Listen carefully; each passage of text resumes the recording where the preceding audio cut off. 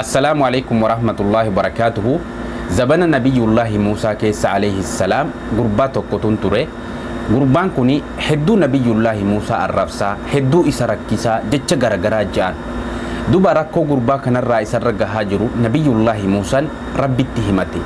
Yaa Rabbi gabricha kee abalutu adaana godha. Yaa Rabbi isan na cinqanaa arrabsaa. Yaa Rabbi gurbaa kana narraa gahi jeen. Rabbiinis deebisee fi yaa Musa dhagaa muka lafni dachiin ajaja kee jala jiran waan barbaadde gurbaa kanatti ajaji isa ofirraa gahi jeen.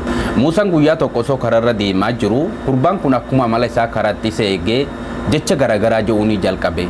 Rabbiin si malee nama ergatu dhabe siinuma Rabbi dubbise jettaati. Rabbiin nama dubbisu dhabe lafa tanarraa si malee jechuudhaan ammallee itti fufee haasaa isa. Duba Musaanis dhaabbatee yaa dachi gurbaa kana liqimsi jeen. Yeroo makanatti miilli gurbaa kana dachi keessa gadi seenuu eegale jechuudha.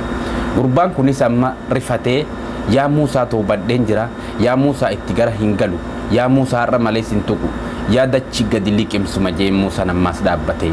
Gurbaan kunis warwaatuma itti fufe yaa Musaa sitti amaneen jira, har'a malee hin dubbadhu, yaa dachi liqimsi. Akkuma kanatti osoo warwaatu dachi liqimsitee gurbaan kun dachi kee lilimee dhokate jechuudha. Yeroo kana Rabbiin nabiyyi isaa Musaatti dubbate yaa Musaa maali jeen gara jabeenya hangana gahu guddina kiyyatti kakadhe jabeenya kiyyatti kakadhe namni kun osoo jecha takka yeroo tokko yaa Allah je'ee dirmachuu kiyya barbaade gurbaa kanaaf nin dirmadha nagahan sirraa baasa jeen. Duba namicha faajira namicha nabiyyi isaa arrabsu kanaaf Rabbiin kan akkanatti rahmata godhe namoota immoo isatti amananii isaaf salaatanii yaa Allah jaanii harka isa jala qabataniif rahmanni isaadhaa duba akkam bal'aadha.